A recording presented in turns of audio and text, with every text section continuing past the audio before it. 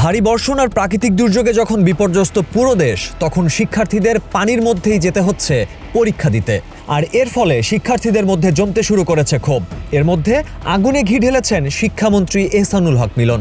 Phone কলে একজনের সাথে কথা বলার সময় শিক্ষার্থীদের ফার্মের মুরগি বলে বসেন তিনি। আমি এইভাবে মিটিংয়ে বলতেছিলাম যে এত ফার্মের মুরগি, এগুলি তো মাথায় বৃষ্টি পড়লেই জ্বর আসে, আমার মেয়ে তাই হয়। তাই বলবো দৌড় লাভ ঝাঁপ দিয়ে পরীক্ষা দিতে যাবে, বৃষ্টির মধ্যে মাথায় পানি পড়বে, পরের দিন 3টা পরীক্ষা দিতে পারবে না।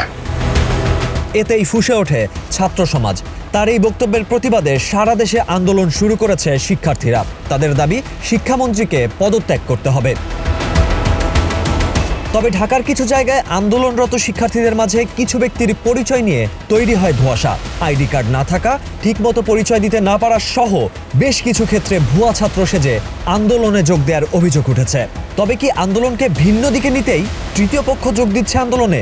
প্রশ্ন সাধারণ মানুষের।